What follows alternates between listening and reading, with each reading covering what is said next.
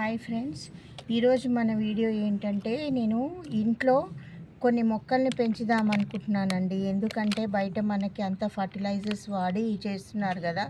ఇది మొత్తం ఆర్గానిక్ టైప్లో నేను కొన్ని మొక్కలను అయితే ఇంట్లో కోసం అని పెంచుదాం అనుకుంటున్నానండి. దానికోసం ఈరోజు కొన్ని మొక్కల్ని పెడుతున్నానండి. సో ఆ వీడియో మీకోసం. దీనికోసం నేను కొంచెం ఈ గ్లాస్కి చిన్న రంధ్రాలు చేసుకొని అడుగున కోకోపీట్ నింపుకుంటున్నానండి. ఇంతవరకు అన్నిట్లో కోకోపీట్ నింపుకున్నానండి.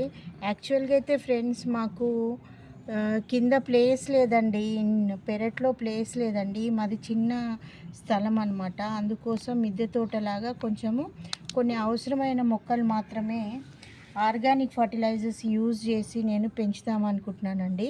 దానికోసము ఇంతకుముందే కొన్ని స్టార్ట్ చేశానండి. అవి మొలకలు కూడా వచ్చాయి. సో అందుకని సంతోషం వేసిందండి. ఇలా చేద్దామనేసి కొంచెం నేను మళ్ళీ స్టార్ట్ చేస్తున్నా. ఎలా నేను వేస్తానో మీకు కూడా ఒకసారి చూపిద్దామనేసి ఈ వీడియో పెడుతున్నానండి.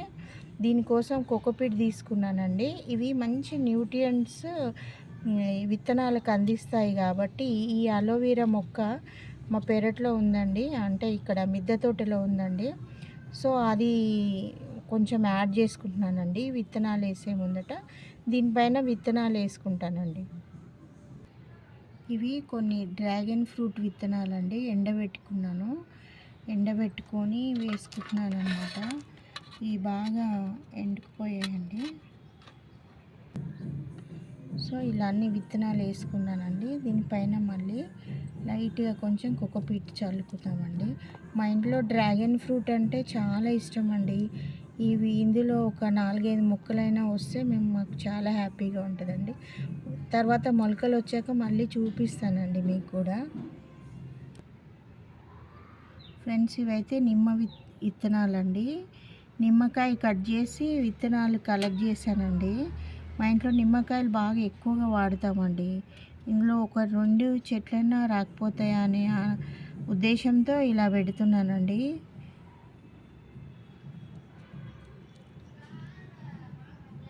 ఇవేమో గుమ్మడి విత్తనాలండి.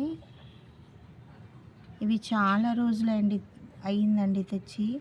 చూడాలి వస్తాయో రావో, మరి ట్రై అయితే చేస్తున్నాను.